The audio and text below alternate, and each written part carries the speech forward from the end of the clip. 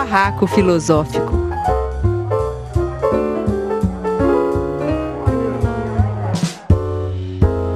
Oi, gente! Então, estamos aqui para mais uma rodada do nosso Barraco Filosófico. Para a Rádio Madalena vai o áudio, para o canal Filosofia em Movimento vai o vídeo. E hoje quem vai armar o barraco para a gente é a Marina Souza. E o tema do barraco dela é Em Busca dos Corpos Reais, do queer você tem medo. Antes da gente começar o barraco, eu quero fazer a divulgação do lançamento do meu novo livro, que é este livro aqui, O Legado do José Ângelo Gayarsa, que faria esse ano 100 anos, se estivesse vivo, né? Ele morreu há 10 anos atrás, com 90 anos. Muito ligado ao movimento contracultural brasileiro, assim, a clínica dele era onde as pessoas que estavam fugindo da ditadura iam buscar ajuda, iam buscar, enfim, um lugar que se respirasse liberdade, criatividade. A gente é colônia, né? A gente identifica pouquíssimo os nossos gênios marginais, né? E o Gayarsa foi um deles, assim, um deles. Ele começou, gente, nos anos final dos anos 60, 70, a produzir uma teoria de uma filosofia corpórea, corpada, né? Com base no sistema sensório-motor do corpo humano, pensando com isso as questões da linguagem, a experiência do tempo, a produção do espaço existencial. Extremamente genial, super original, claro que com referências, mas assim, fazendo uma coisa criativa, que foi realmente um cara que produziu tese. Enfim, e na televisão acabou sendo muito assim ouvido. Eu faço a apresentação do livro e o último capítulo do livro, eu que organizei, então eu abro e fecho. No meio do livro, pessoas convidadas escreveram sobre a sua experiência com o Gayarsa. Então, a Monja Cohen foi paciente do Gayarsa e foi nessa experiência com ele que ela deu a grande virada, né, do rumo da vida dela, que acabou produzindo ao longo do tempo a Monja Cohen que a gente conhece hoje. Fiz uma entrevista com ela que está muito linda. A Regina Navarro Lins, que virou uma referência, assim, né, em termos de referência pop, com todos os livros, com a participação na televisão, sobre essa questão da sexualidade, relacionamento, né? A Regina também, fiz uma entrevista com ela, ela conta como que ela acabou, como que ela ouvia, quando ela era mais nova, coisas do Gayarsa na TV, no rádio, e aquilo ia mexendo lá no... Imagina, ela era uma moça de Copacabana nos anos 70, né? Então, ela ouvia algumas coisas assim do Gayarsa e isso dava ideias e elas, enfim, ela teve uma turma assim muito inovadora no comportamento daquela época. E ela acabou ocupando nas mídias o papel que o Gayarsa ocupava, né? Ela, a pessoa que hoje se procura quando se quer conversar sobre sexo e relacionamento, né? Sexualidade e relacionamento. Enfim, Regina Favre, que é uma psicoterapeuta, também introdutora dessas práticas corporais em diálogo com a psicanálise. Tem o filho dele, o Nadish Gayarsa, que também escreve, o André Gayarsa, sobrinho psicanalista, o Fábio Landa, um psicanalista, Deise Souza, socióloga, Pedro Prado, que é o cara que introduziu o Rolfing no Brasil. O Pedro começou esse trabalho com o corpo com o Gayarsa, nos grupos do Gayarsa. E quem mais? E o Dárcio Valente, que é um amigo querido, foi muito amigo do Gayarsa, talvez o melhor amigo, meu amigo querido também, e é um psicólogo haitiano do Rio e que faz um capítulo explicando as ligações, né, do Gayarsa com esse universo da psicanálise haitiana. Enfim, gente, só estou apresentando o livro para dizer para vocês que eu estou muito contente com esse livro. Você pode comprar no site da editora Sumos. Coloca lá, O Legado de José Ângelo Gayarsa, editora Sumos. Já vai direto para o livro, preços acessíveis. Então, é isso, gente, tá? Então, só comemorando esse aniversário, né, com este livro. Então, tá. Parabéns, Fê. Ai, muito obrigada! Gente, deu um trabalho, mas foi tão bom fazer, foi tão emocionante, mobilizou tanta gente, os filhos dele, uma neta que acabei encontrando, a gente está fazendo também umas coisas aí, os projetos, então, sabe, mobilizou muita emoção, muita memória, muita coisa mesmo. Foi muito importante fazer esse Eu vou aqui reconhecer a minha ignorância. Eu não sabia quem era. Eu fui pesquisar quando você publicou o livro, eu fui pesquisar. E é isso que você falou mesmo, né, gente? Esse complexo de vira-lata nosso. O programa que eu fiz o mestrado, que é o programa de pós-graduação e integração da América Latina, a gente sempre fica nessa política neocolonial, né? De sempre buscar os nossos autores, trabalhar os nossos autores da América Latina, a gente luta uma questão de identidade latina, sempre, né? O que eu acho muito lindo e gosto muito disso. E autores igual o Mariátegui e outros, que eu não estou lembrada agora. Divulga o meu livro, A Filosofia do Jeito. Manda sobre aí o modo brasileiro de pensar com o corpo. Bom, então vamos dar início então ao Barraco da Marina, né? Depois de ter apresentado o livro, me empolgado, né, com o livro. Marina, você colocou ali no grupo quando a gente estava planejando o barraco que você está de saco cheio disso, né? Do que você está de saco cheio? Porque não tá fácil ser LGBT no Brasil. Acabou o barraco. Acabou o barraco. É isso. Boa noite, gente. Obrigado. Valeu.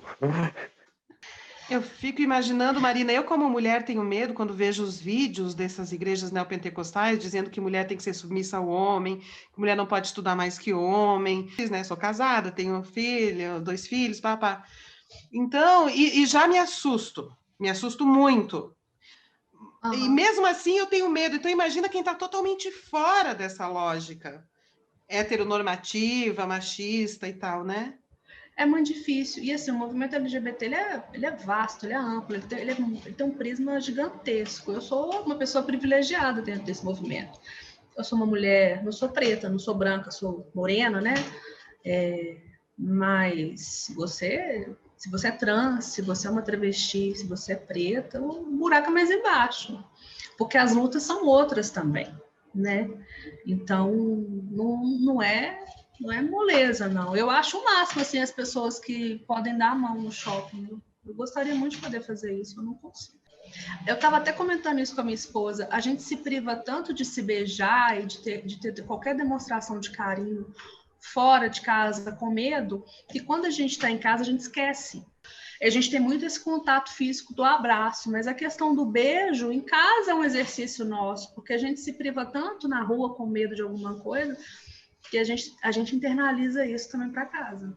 Marina, deixa eu falar para o pessoal. Gente, a Marina ela fez um mestrado discutindo essa questão queer, tá? Daqui a pouco ela vai trazer para a gente toda uma bibliografia, né? Então, o que você podia explicar para as pessoas, afinal, o que é discutir gênero? E por que não existe ideologia de gênero? Aliás, se existe alguma, é a machista. Isso é uma coisa usada, um discurso da ideologia do ódio, usado muito nas igrejas, em algumas igrejas, eu não quero generalizar, tem igreja que é séria, e usada por essa política olavista, bolsonarista, e que tenta enfiar isso na cabeça das pessoas, porque o discurso de ódio é isso, é um discurso, ele é rápido, rasteiro, simples, ele é muito polarizado, ou é certo ou é errado, ou você está comigo, ou você é meu inimigo, ou você está a favor do Brasil, ou você está contra o Brasil, e aí você vai fazendo essa programação mental, quase uma coisa de gado no matador, assim, essa coisa robótica, e as pessoas não comprando essas ideias. E aí não há Cristo que faça, literalmente, não há Cristo que faça as pessoas acreditarem que não. Falando nele. Isso não existe. Nós não somos monstros, nós não queremos dominar o mundo, nós só queremos respeito. Porque cada vez é mais necessário que a gente debata essas construções morais sobre corpo e sobre sexualidade. De onde isso vem, para quem que isso vem e qual que é o intento disso. A própria palavra queer, ela surge de uma forma pejorativa para designar os LGBTs. Significaria esquisito, estranho. E aí o movimento pega isso e subverte, faz disso uma palavra de luta, de resistência. E daí vira teoria queer. Nós somos esquisitos, nós somos os estranhos. E você naturaliza o termo quando você explica uma teoria a partir disso. Assim como sapatão é viado hoje, para quem é sapatão, para quem é viado, não é pejorativo. Uma pessoa lá, que depende da forma que ela fala, você vê que também que não é pejorativo, porque o próprio movimento incorpora isso e faz disso resistência, né? Eu acho interessante também a gente trazer alguns dados que talvez para nossa bolha sejam dados mais do que batidos, mas tomara que esse vídeo alcance pessoas que talvez nunca escutaram falar sobre isso, porque é isso que é interessante. Então, você que está assistindo aí, leve esse vídeo para uma pessoa que você acha que pensa completamente o oposto de você, porque é só assim, escutando o contraditório, que a gente forma pensamento. Segundo a ANTRA, o Brasil é o país que mais mata LGBT no mundo. Isso não pode ser naturalizado, isso não pode virar uma coisa que a gente fala e não percebe mais, assim como o número de mortes do Covid, que infelizmente ficou naturalizado. Eu vou repetir, o Brasil é o país que mais mata LGBT no mundo. Isso é grave pra caramba. Nesse país que as pessoas acham que é um país que é muito democrático, que tem liberdade de expressão, é uma loucura. O Brasil concentra 82% da evasão escolar de travestis e transgêneros. 82% dessas pessoas não conseguem concluir a escola por bullying, por homofobia, por LGBTfobia, por transfobia. No país, a permanência de um travesti no ambiente escolar, de uma travesti, desculpa, no ambiente escolar, limita-se a uma média de 4 anos. A maioria das mulheres, das travestis, são prostitutas, porque não conseguem, 90%. Porque não conseguem outras oportunidades de emprego. A maioria das pessoas trans não vive até os 35 anos. Isso é uma loucura. Então, esse discurso de ódio contra a população LGBT, ele mata. Ele não é só um discurso, ele mata. Ele mata e elimina as oportunidades de emprego. Quantos médicos, doutores, idosos trans nós conhecemos? Que realidade das pessoas trans que nós conhecemos? Quantas pessoas trans você conhece que não são... Quantas mulheres travestis que não são prostitutas? Isso é seríssimo. Eu sou do tempo em que as políticas, em que essa discussão, essa desconstrução do preconceito contra homossexuais começou na escola por causa do sofrimento das crianças homossexuais ou transgênero na escola. Foi por isso que começou. As crianças as crianças se matavam, as crianças não queriam mais ir para a escola, os adolescentes abandonavam a escola. Então, foi por causa disso que se começou a tentar desfazer o preconceito. Para minha surpresa, de uma senhora de 53 anos, na medida em que o tempo foi passando, eu comecei a ouvir que se tratava de de uma ditadura gaysista, que se tratava de fazer todas as crianças virarem homossexuais.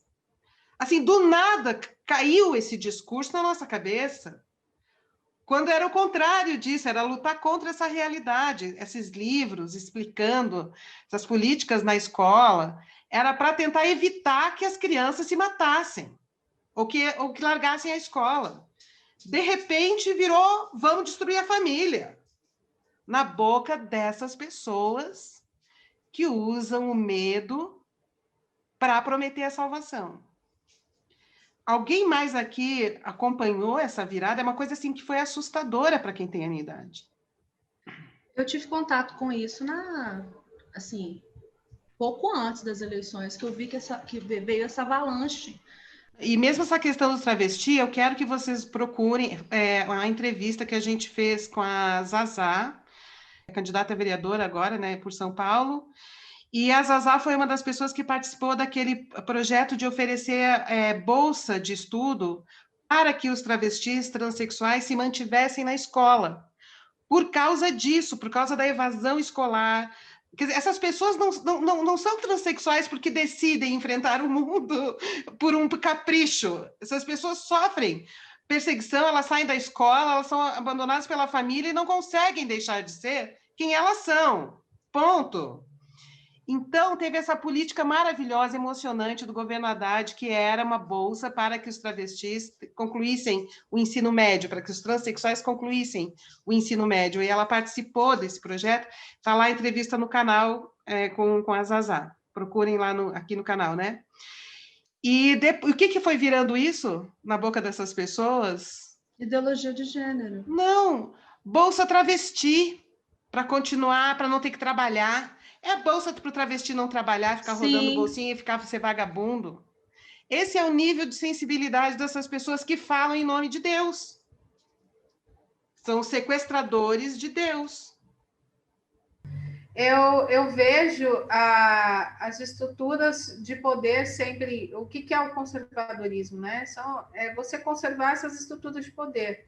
Agora, aquela que se demonstra agressiva por revidar aquilo que ela está sofrendo, aí ela é violenta e ela tem que controlar a agressividade dela. Quanta gente a gente não escuta ainda, né? Prefiro ter um filho, sei lá o quê, do que ter um filho que seja gay. Né? A gente sabe que... O atual presidente disse isso. O próprio presidente. Ele falou que tem uma desvalorização imobiliária, que ele, por exemplo, não queria morar no mesmo apartamento, no mesmo prédio que com um casal de gays, porque isso desvaloriza o imóvel. Eu tenho tanto medo, que eu não tenho demonstração pública de carinho. Às vezes que eu tive, eu recebi olhares, e isso foi suficiente para nunca mais fazer. Porque é muito louco isso, né? Que São Paulo tem a maior parada LGBT, mas a situação lá é complicada. E Minas Gerais é uma coisa muito, muito conservadora, né? Um estado muito conservador. Então, a tradicional família mineira, ela é avassaladora, e ela é avassaladora na vida de muita gente LGBT. Eu só ia falar, eu tenho família por parte da minha mãe que é mineira, e minha mãe foi mãe solteira muito nova, aos 23 anos. Uma tia, ela disse que eu era má influência para a filha dela, eu só tinha 10 anos de idade, por ser filha de mãe solteira. E que no discurso da ONU do Bolsonaro, quando ele fala de cristofobia, ele não fala de um tipo de perseguição que os cristãos sofrem no Brasil, porque isso não existe. Não há cristofobia no Brasil. Porém, eu vejo como uma associação direta a grupos que questionam essa moral hipócrita, essa demagogia de certos grupos religiosos que têm como objetivo depreciar, desqualificar ou marginalizar esses grupos sociais, dizendo que eles são perseguidos. A partir de qual argumento, de qual perspectiva?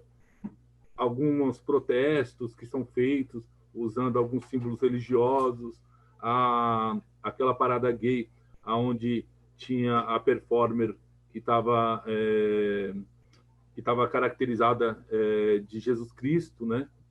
E aí também a peça de teatro, né? O Evangelho segundo Jesus Cristo, acho que era isso, né? Que também trata desses assuntos e que só polarizou mais a discussão no sentido de nós contra eles, ou seja, nós que estamos tentando salvar as crianças de todo o mal que essas pessoas representam, né, estamos sendo atacados de forma muito nociva por essas pessoas, porque essas pessoas querem implantar um regime, essas teorias da conspiração que eles inventam, grupos de feministas que eles também associam, que são mulheres que têm problemas com a própria sexualidade e não reconhecem a sua característica cis, né? o seu eu não sei como é que eu falo agora. Como é que é? Cis, por exemplo, eu sou lésbica e sou cis. Cis é quando você nasce conforme você não tem problemas com a sexualidade, tipo, o mundo designou que ter vagina significa ser mulher. Uma mulher cis é uma mulher que nasceu biologicamente mulher e se reconhece como tal. Exato. Cis tem a ver com se reconhecer com a sua... Não tem a ver com orientação sexual, tem a ver com identidade de gênero. Qual é o oposto disso, Marina? É o trans. Trans. Uhum.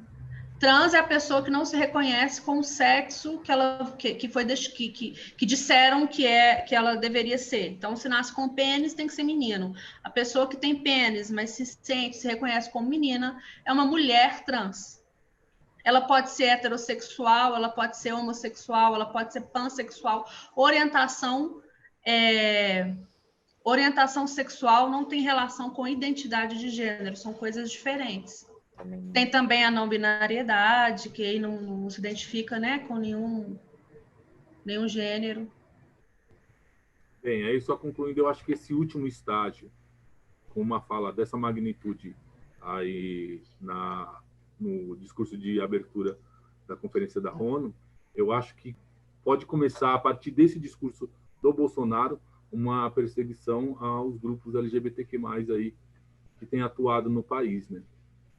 Só lembrando, reforçando que essa questão de tirar o preconceito em cima disso foi para proteger pessoas que sofriam no mundo machista, autoritário, heteronormativo. Começou assim. Dá muita raiva quando você fala assim, tô de saco cheio, Marina. Dá muita raiva mesmo, que agora essas pessoas vêm dizer que ditadura gaysista, caraca, mano, a gente está falando de pessoas que estavam se matando e a gente não queria que aquelas adolescentes, que aquelas crianças, que aqueles adultos se matassem ou fossem mortos. O problema era esse. Tem a ver com ditadura gaysista. É porque esse discurso de ódio, que é um discurso de ódio muito bem executado pelo governo e por algumas igrejas, eles lutam com moinho de vento, eles lutam com o inimigo imaginário. Então, se você fala que a partir da igreja, ou que a partir do movimento da igreja, ou que a partir das políticas do Bolsonaro, acabou com a ideologia de gênero nas escolas, ninguém mais, não existe mais mamadeira de piroca, e que os gays agora estão quietinhos no seu canto, sabendo que eles não podem implementar uma ditadura gaysista, você incute na cabeça dessas pessoas, desses fiéis e desses robôs, que deu certo, que Deus está com eles, porque nada disso aconteceu. Mas é óbvio, isso não ia acontecer nunca, isso é uma mentira. Então, lutar contra inimigos imaginários faz parte do discurso de ódio. Isso não é uma coisa inocente. Quando a gente vê essas coisas absurdas, isso tem uma função cerebral na cabeça dessas pessoas, sim. E a ausência daquilo que eles temiam que podia acontecer faz eles se fortalecerem enquanto povo de Deus, para enfiar gente lá no Congresso, que é essa bancada evangélica maluca. Isso não representa todos os evangélicos, eu quero deixar isso aqui claro.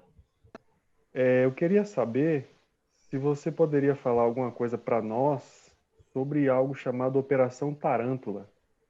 Eu acho que aqui do estado de São Paulo, que foi implementada em 87, que foi, se eu não me engano, o direcionamento da polícia para caçar pessoas trans, porque eles diziam que as pessoas trans eram as responsáveis pela epidemia de AIDS. Acho que você deve saber que nos anos 80 a AIDS teve um boom, né? Porque era o início da doença, etc. e tal.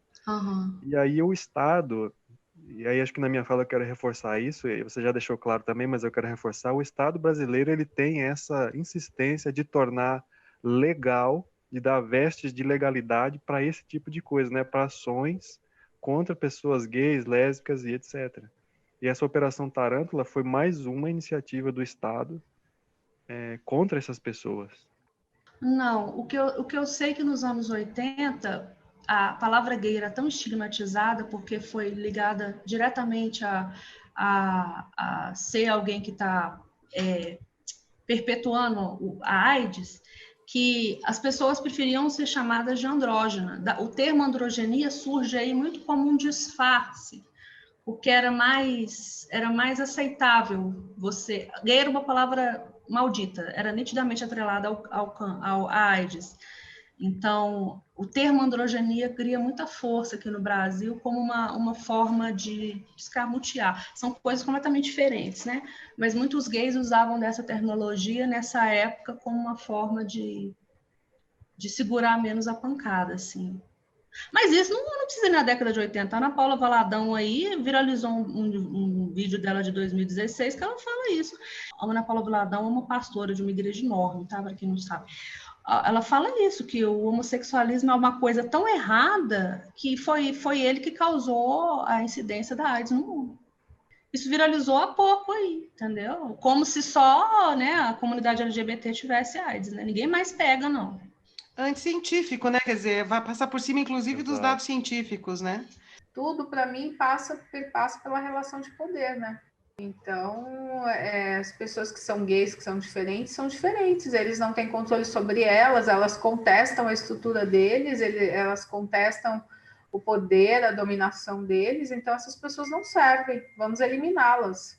A teoria queer, ela foi sedimentada, ou seja, ela virou uma teoria na década de 90. Tem vários autores queer, mas a Judith Butler meio que virou assim a que sedimentou com problemas de gênero. Mas o movimento queer é anterior a isso, porque a vida acontece antes da academia, né? A vida acontece, a academia vai lá, observa e meio que faz uma teoria sobre aquilo. O que é a teoria queer? A teoria queer nada mais é, de forma muito rasteira e rasa, porque é impossível. São vários teóricos queer, há divergência dentro do próprio movimento, mas é que a heteronormatividade, ou seja, ter a heterossexualidade como uma norma, como uma regra, como uma condição natural e biológica, é uma construção social, cultural, assim como todas as outras construções que nós fizemos. Porque a biologia, um homem com pênis e sentir atração por uma mulher com vagina é uma construção da sociedade. Existem inúmeras outras configurações que devem ser contempladas também. Então, a teoria ela não inventa a roda, ela fala o que acontece. Né? Então, quando vem esse discurso de que não, isso não existe, é simplesmente negar a realidade, porque a realidade é essa. É como se não existisse sexualidade fora da reprodução, né? Então, se for assim, então quem é estéril não pode transar, né? Porque quando alguém vem com uma indagação tão cretina, a minha resposta tem que ser cretina igual. Então, só transa quem é fértil? Ou quem não quer ter filho? Não vai transar nunca. Quem não quer ter filho não pode transar, porque se a reprodução está atrelada, né? Então, a teoria queer é basicamente, assim, de forma rasteira, isso. A heteronormatividade é uma performance, assim como qualquer outra performance. Isso dentro de uma linha da teoria queer, não é todas que falam isso. E a Butler, ela cutuca, ela fala, não é só o trans ou a travesti que se performatizam, não. Todos nós estamos nesse movimento. E qual heterossexual, qual machão escroto brasileiro, eu brinco com o macho escroto brasileiro, qual macho escroto brasileiro que quer questionar a sua sexualidade, que quer botá-la em xeque? Então é mais fácil você negar que isso existe do que questionar a sua sexualidade. Né? Quando a Simone de Beauvoir, no Segundo Sexo, fala que não se nasce mulher, torna-se, ela fala que o fato de você nascer com uma vagina não te faz mulher. O que te faz mulher é o que o patriarcado e o machismo faz com você. É a relação do outro que te faz perceber qual que é o seu lugar. No português, qual que é o tamanho do meu quadrado. Porque se você nasce numa sociedade patriarcal e machista, é esse olhar desse outro aqui entendido como machismo, como patriarcado, que te faz saber o que cabe e o que não cabe a uma mulher, o que convém e o que não convém a uma mulher. Portanto, o gênero é uma construção social. Você aprende a ser daquela forma. Você aprende que menina gosta de rosa e menino de azul. São questões. A minha sobrinha gostava de Ben 10, até que ela aprendeu que não podia mais gostar de Ben 10, que tinha que gostar de rímel e de batom. Né? O gênero é fruto de um produto histórico. Eu queria falar para o pessoal que está ouvindo a gente na Rádio Madalena ou vendo a gente no canal Filosofia em Movimento, procurar um outro barraco que foi armado pelo Apolo, que chama Masculinidade Ressignificada, que ele trata disso, né? De como que é difícil para os homens abrir mão do poder dessa identidade patriarcal de gênero, né? Porque esse homem também ele é performado para controlar, né? Para controlar o poder, e aí tem toda uma série de consequências e de estruturas sociais para justificar esse poder e para manter esse poder, né? O Apolo fez um barraco sobre isso. Eu acho que a teoria queer ela é tão atacada porque ela problematiza a aparente normalidade da heterossexualidade. Quem é regra não gosta de ser questionado. E isso serve para qualquer outra questão. Para qualquer outra questão. Quando o movimento feminista não é entendido, é porque é muito cômodo não ser entendido se você está na posição de algoz. Né? Então, a heterossexualidade não quer ser questionada, assim como a branquitude não quer ser questionada. Né? Esse movimento. A Berenice Bento, trazendo aqui uma teórica brasileira, num livro Transviado, Gênero, Sexualidade e Direitos Humanos, ela põe em xeque o caráter universal dos direitos humanos.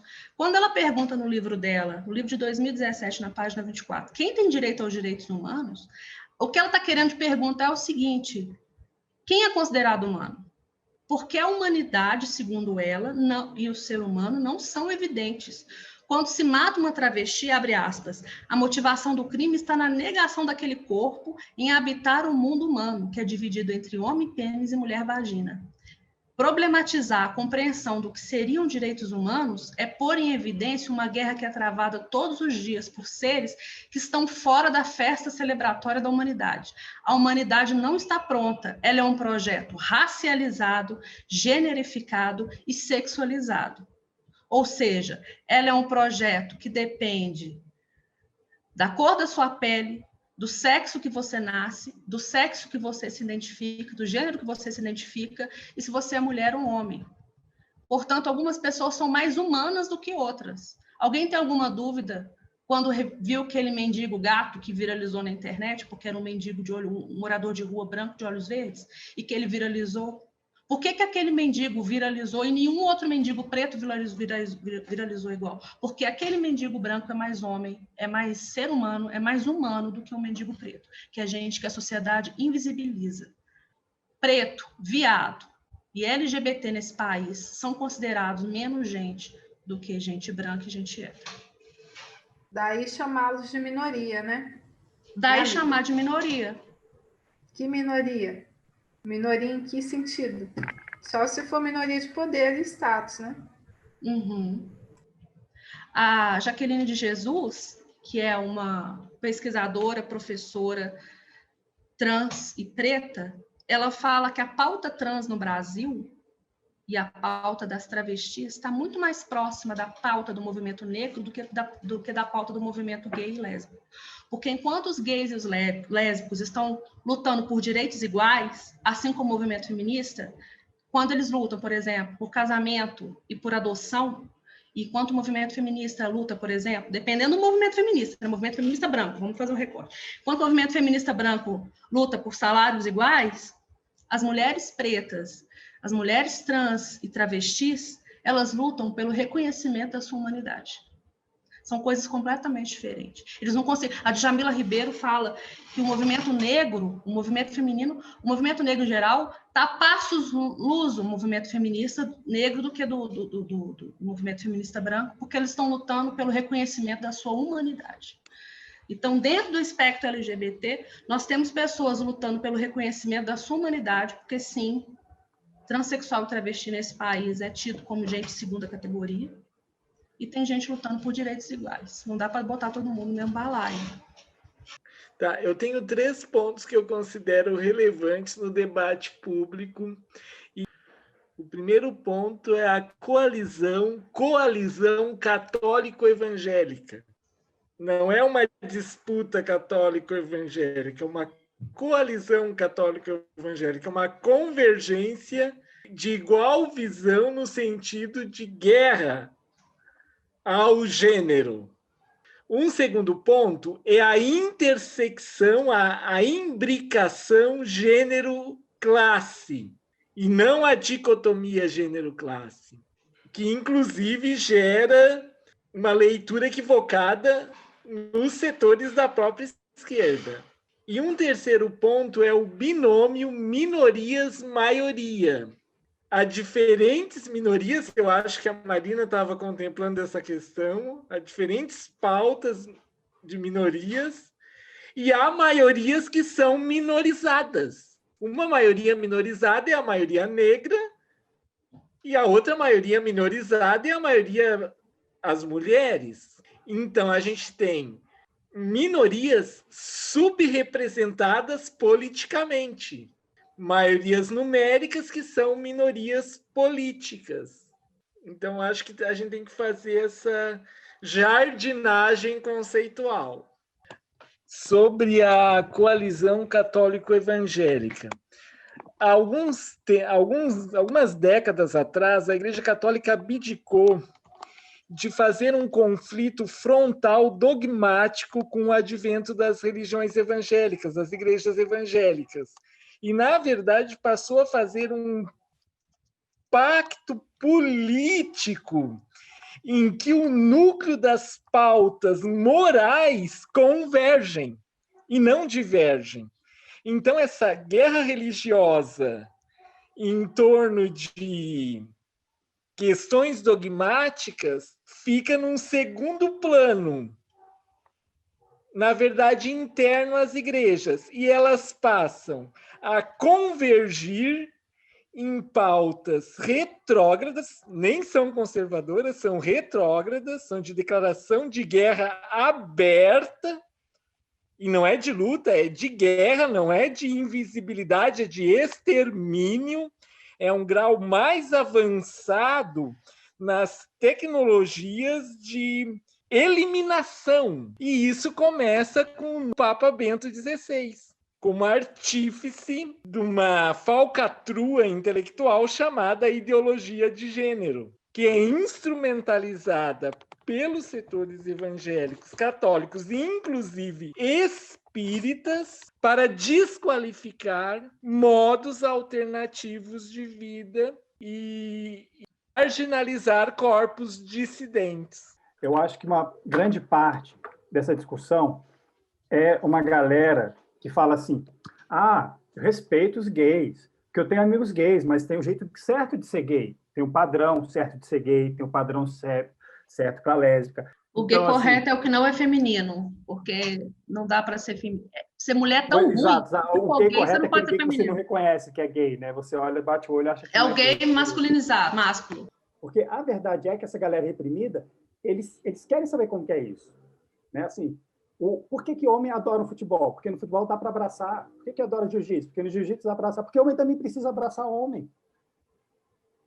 Homem precisa abraçar homem, mas assim, só pode abraçar, sabe assim, precisa brigar no futebol, as torcidas têm que brigar para ter contato entre homem com homem, sabe? É homoerotismo, muito disfarçado. A clandestinidade é violência. E tem uma lógica também muito heteronormativa que as pessoas tentam introjetar nas relações de casais homossexuais, assim, você vê duas mulheres juntas, aí chega um cara e pergunta assim, quem que é o homem da relação? Então, duas mulheres. Ou então, quando tem dois homens, quem que é a mulher? E tem uns gays que acham que porque são ativos, eles não são gays. A teoria queer é exatamente para quebrar as fórmulas, e vocês estão tentando encaixar a gente num monte de fórmula. Isso não existe. E aí eu acho que hétero é uma minoria. E essa fórmula binária, né? Tem que ser homem, tem que ser mulher. Pronto. Fórmula binária e heterossexual. O Apolo falou a questão aí do padrão do gay, né? O padrão do gay é o gay que não é afeminado, porque ser mulher é muito ruim. Ser mulher é tão ruim que se você for gay, você já é gay, então segura a onda, não vai ser gay mulherzinha. Por que mulherzinha é um xingamento? Porque a nossa sociedade é machista, né? Daí porque corpos reais, né? Corpos reais, corpos de carne e osso, são plurais, são diversos. Não vai ter nenhuma fórmula explicando como é que é isso. Não é um corpo ideal, um corpo imaginário, né?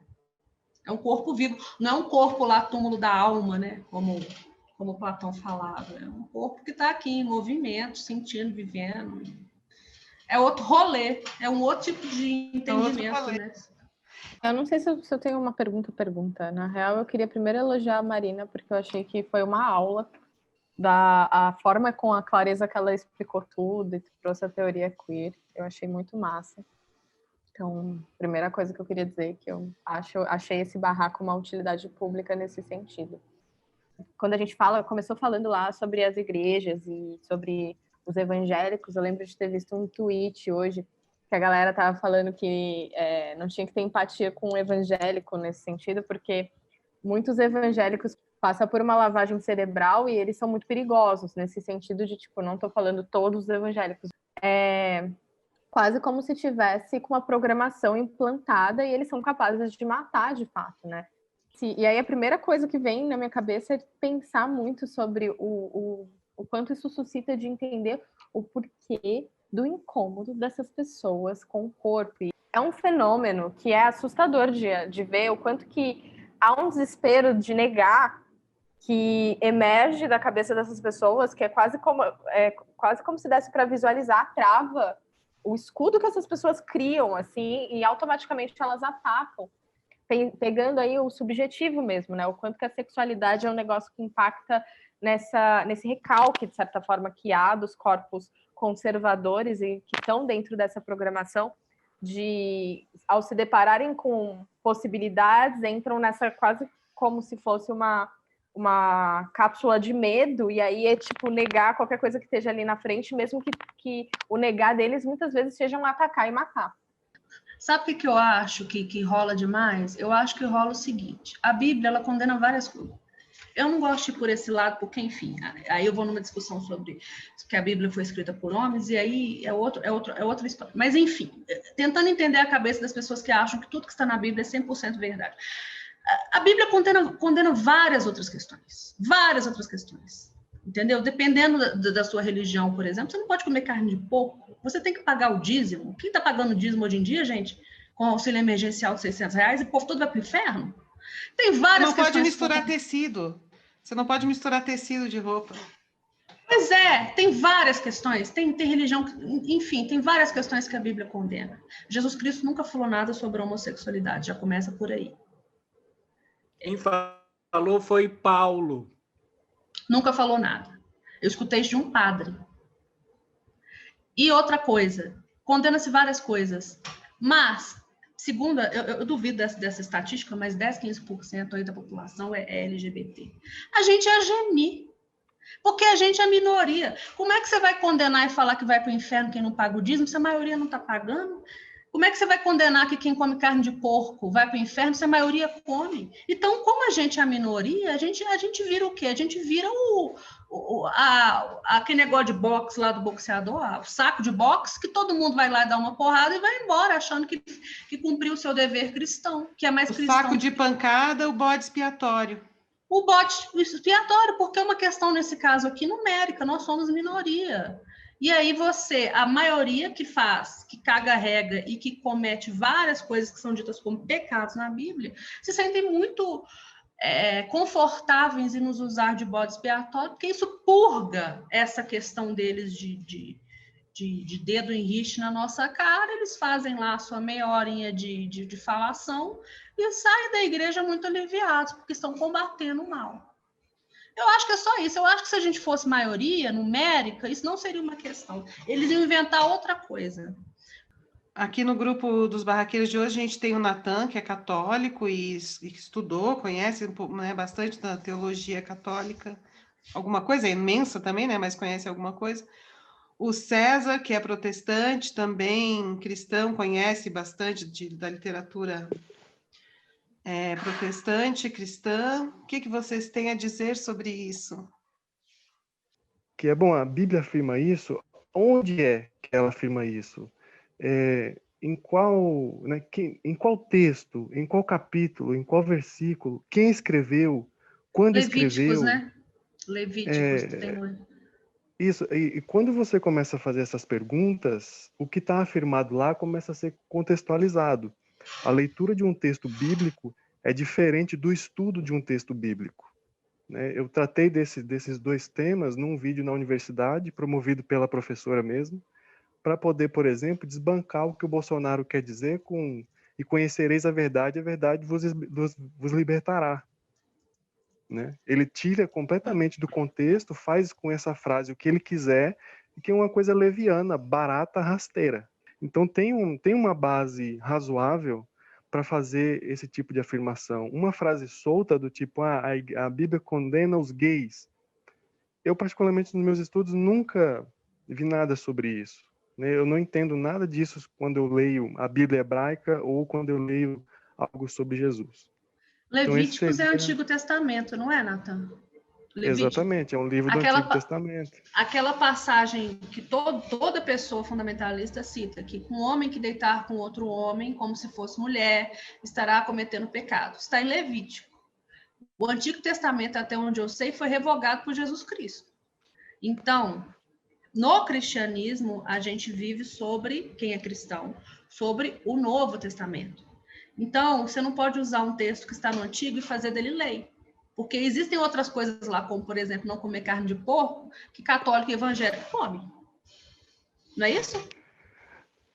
Eu diria o seguinte, eu acho que esse é o ponto mais importante que você traz, que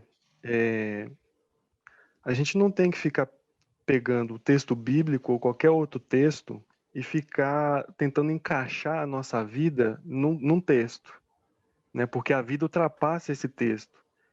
E quando eu leio os textos bíblicos desse tempo todo que eu estudo, não é assim que eu experimento, né?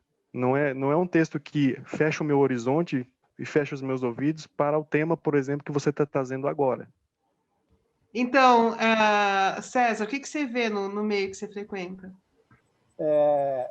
Uma coisa que a gente tem que deixar muito claro, Bolsonaro não é cristão, de forma alguma, nenhuma perspectiva possível, né?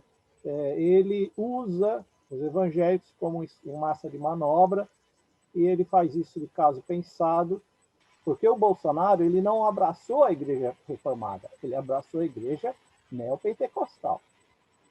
E os neopentecostais já hoje se consideram a igreja salva, a igreja verdadeira, todos os outros estão condenados. Então, há aí esse componente político, que eu diria, não é um componente religioso, é um componente político que está muito vivo e está sendo instrumentalizado pelo Bolsonaro, mas ele já está largando, porque ele já viu que não funcionou muito bem, dar ajuda financeira para os pobres funciona melhor, e ele está virando o canhão dele para outro lado agora e está deixando os evangélicos de fora. Por aí você já percebe que o vento bate e muda os rumos da política conforme a necessidade política que a pessoa tem. Como ele não é cristão, ele não tem problema nenhum com isso, né? Agora, indo para a parte da Bíblia, vocês falaram, muito bem falado aí, a condenação da Bíblia a respeito da homossexualidade está em Levítico 18, 22. Não vejo como que a gente possa querer que uma Constituição de 2000 anos atrás ainda valha nos dias de hoje, sobre qualquer aspecto, até porque 2000 anos. Tem muito mais que 2000 anos, tem Jesus. É 4000 anos. Né? Levítico é uma legislação de 4000 anos. E esse conceito não passa no prisma de Jesus. Vai falar, mas Paulo falou. Olha, Paulo não é Jesus. Eu sei que eu estou sendo meio herético aqui, mas eu não sou um paulino, eu sou um cristão, e o que Paulo diz ou deixa de dizer só faz significado para mim se estiver de acordo com o que Jesus disse. Gente, só para lembrar, hein? Paulo não é Jesus, ou seja, o véu na cabeça da mulher sendo submissa ao homem cujo véu é Deus, é conversa de Paulo. Então a gente pode dizer assim, Paulo não é Jesus, estou fora desse mandamento. Porque sabe o que mais me revolta? Me revolta muito que os cristãos ficam fazendo, sabe, papel de... porque eu ouvi um cara que é um pastor batista que fazia doutorado lá no Unicamp quando eu estava lá, e aí ele disse assim, é que esses caras têm uma função de levar o nome de Jesus, né? Então eles ficam na deles para não ofender o nome de Jesus, entendeu? E deixam suas igrejas fazerem isso. Você está deixando eles pregarem a violência porque você não quer atacar quem também propaga o nome de Jesus? Propagando a morte? Você está louco, cara? Eu fico muito revoltada, porque se os evangélicos, se os cristãos fossem para cima, dizendo, olha, isso aí não representa o cristianismo, já aliviava bastante para cima da Marina, entendeu? Para a vida da Marina e de todas as pessoas como ela. Mas eles ficam discretinho. Aí a gente que não prega, né? Sim, a gente é cristão de formação, porque todos somos, né? Todos fomos criados na cultura cristã, mas eu não frequento nenhuma igreja, então eu não carrego essa coisa de ser uma cristã, né? Porque frequento, porque não sei o quê. Eu que tenho que falar. Eles falam, mas então você não é cristã, claro, você está batendo no cristianismo. Não, cristãos têm que fazer o que Jesus fez contra a tradição dele. Que é isso que você está falando, né, César? Jesus fez isso, se arriscou para dizer aquilo ali está errado. Apedrejar a mulher está errado. Então, o que digam os cristãos hoje, apedrejar as pessoas, os homossexuais, está errado. Os transexuais está errado. Foi o que eu falei, são covardes. Exato. Por isso que eu estou aplaudindo o que você falou. Por isso que eu me empolguei e estou reforçando. Bom, vai, Paula. Vamos de treta. Eu sou contra a família, queria deixar claro aqui que eu sou contra, acho que tem que acabar. Principalmente por causa do significado etimológico da palavra família, que eu vou ler aqui para vocês.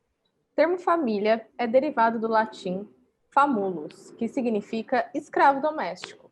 Esse termo foi criado na Roma Antiga para designar um novo grupo social que surgiu entre as tribos latinas, ao serem introduzidas à agricultura e também escravidão legalizada. Então é isso, você que tem uma família, você tem um conjunto de escravos, parabéns. Você leu a origem E é do bom Estado só da distinguir, né, assim, que uma coisa é cuidado das pessoas, cuidado de criança, outra coisa é esta instituição da família fechada no grupinho, que ficam ali se matando e tudo por nós se matando, né? Uma coisa, né? Mano, família só tem treta. Eu nunca vi família não ter treta. Porque o quê? O que que acontece?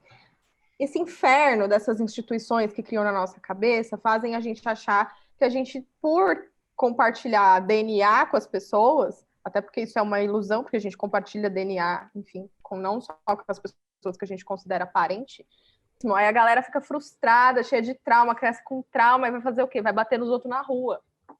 Não, só tem que Então, explicar é que maravilhoso. essa instituição da família é uma coisa, pai e mãe, ou adultos responsáveis pelas crianças é outra, amamentar é outra, dar amor é outra, só para não dizer que estão destruindo as Não, crianças, somos muito a vão ficar favor do todo mundo amor. abandonado. Não, não se trata disso, é repensar esta estrutura da família. Ah, imagina. A gente é a favor do amor, a gente é a favor do cuidado, gostamos de criança, queremos ver todo mundo crescendo sem traumas, bem, amando uns aos outros. E por isso que eu gosto da concepção da filosofia indígena, que eles entendem que é preciso de uma aldeia para cuidar da criança. Eu acho que toda a sociedade deveria se responsabilizar pelos cuidados com as crianças, né? E a gente já falou aqui em outros barracos o quanto muitos pais são negligentes com seus filhos, né? Ó, para trazer uma outra definição que eu gosto muito de família, porque desse tipo de família a gente gosta, é uma frase do Lilo e Stitch, que é um desenho, que o Stitch fala: Ohana quer dizer família, e família quer dizer nunca abandonar ou esquecer. Nunca abandonar ou esquecer. E o Stitch é um bichinho, ele é um extraterrestre, e ele se torna a família da Lilo, que é uma humana. E eles não têm DNA compartilhado. Olha que interessante. Jesus era top, o que acaba com Jesus é o fã do Jesus. Jesus O fã-clube. Gosta. O fã-clube gosta. Bom, é bom lembrar que a Sagrada Família é uma mãe solteira, um filho que não tem pai, né? E um pai adotivo. É verdade. Jesus, ele era contra a cultura, né, velho? Totalmente Total. contra a cultura. Contra a cultura. O bicho Era um revolucionário. revoltado. Era um revolucionário. Jesus era de esquerda, né? Com certeza. Claro, é Jesus lógico. metia o louco. Falava, vocês estão contra isso daqui, vocês estão oprimindo essa pessoa aqui? Peraí. Era Ele é pelos total direitos de humanos. Jesus Isso era ninguém um fala. comunista E Jesus só revolucionário. saiu para bater nos outros quando era banqueiro.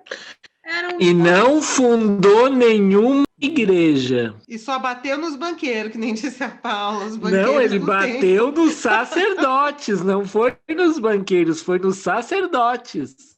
O templo era a casa do tesouro. Aí, os banqueiros. Aí, que lado que você quer estar? No anticristo, há uma negação dessa imagem de Jesus, né? Eu queria agradecer a todo mundo. Obrigada, gente. Obrigada mesmo. Foi muito importante esse barraco para mim. Foi importante mesmo. E, por fim, uma coisa que eu acho interessante, que a palavra alegre também é outra palavra que tinha um tom pejorativo. Ah, fulano é alegre. Queria dizer que ele era gay, né? E, poxa, eu acho um máximo essa palavra, porque alegria é um ato de coragem. E se tem uma coisa que a gente faz enquanto LGBT é fazer revolução com alegria, que diga aí a parada gay, né? Não é fácil fazer revolução com alegria, mas a gente tenta, porque tristeza é coisa de bolsominion, entendeu? E acabei. Muito obrigada, Marina, pelo barraco que você armou para a gente hoje. Acho que é muito importante você trazer também a questão da teoria a partir da tua experiência, né? Não é uma pessoa só falando de um sistema teórico sistematizado num livro, mas dizendo da experiência. Então, isso é muito importante, né, para a gente. Obrigada a todos os barraqueiros de hoje. Vou dizer o nome de todos: a Paula Fê, Perana Bueno, Marina Souza, Natan Bastos, César Silva, Paulo França, Alessio Souza e Cris Oliveira, e eu, Fernanda Carlos Borges. Muito obrigada a todos que assistiram o nosso barraco até o fim. Deixem seus comentários, se estiverem assistindo no canal Filosofia em Movimento. Curtam e compartilhem para deixar o nosso vídeo mais visível, porque é assim que funciona, né? Quanto mais curtida, mais comentários, mais o YouTube disponibiliza os vídeos nas buscas. E para quem está ouvindo o nosso áudio na Rádio Madalena, muito obrigada pela sua audiência. Então tá. Tchau, né, gente? Boa noite. Tchau, boa noite. Tchau, Obrigado. boa Valeu, noite. Marina. Marina. Tchau. Valeu, gente. Até. Obrigada. Obrigada. Tchau. Valeu.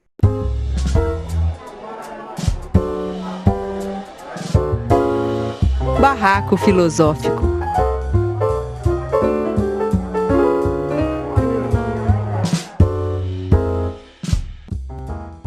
O Barraco Filosófico é um projeto do Grupo de Filosofia em Movimento. O grupo se prepara estudando conceitos e temas da área de filosofia e ciências humanas ao longo de muitos meses e depois vai para a rua se disponibilizar para conversas a partir de questões reais trazidas pelo público que senta para conversar com a gente. Ao longo da pandemia não conseguimos mais fazer as intervenções de rua, mas conseguimos esse espaço maravilhoso na Rádio Madalena, onde nós conversamos entre nós mesmos. Estamos gravando pelo Zoom, esperando que em breve a gente possa retornar para as ruas para conversas presenciais. Sejam muito bem-vindos ao nosso Barraco Filosófico.